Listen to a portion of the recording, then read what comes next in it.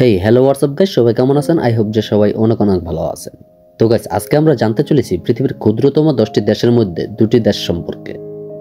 তো চলুন শুরু করা যাক। প্রথমে আছে বুক আইসল্যান্ড দেশটি, যার জনসংখ্যা 15,040 জন।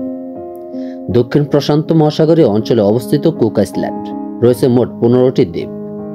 মাত্র 93 বর্গমাইল আয়তনের দেশটির জনসংখ্যা 15,040 জন।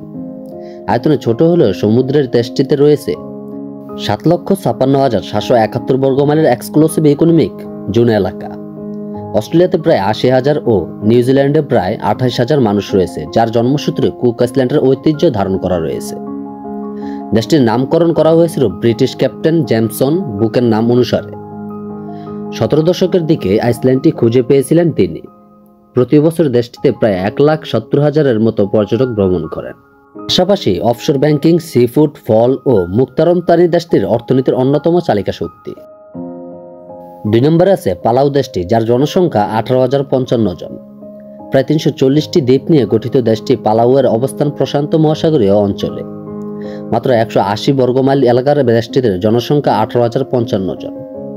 প্রতিবেশী 2 দেশ ইন্দোনেশিয়া ও ফিলিপাইনের সাথে এর সামুদ্রিক সীমানা রয়েছে।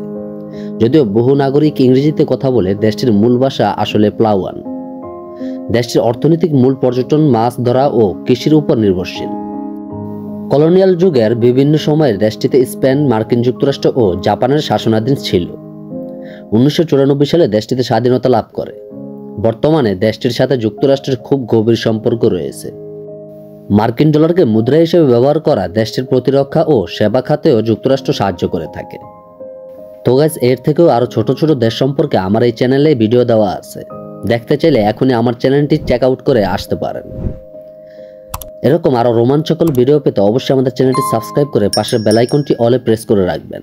তো গাইস, সবাই ভালো থাকবেন, সুস্থ থাকবেন। টেক কেয়ার, আল্লাহ হাফেজ, আসসালামু আলাইকুম।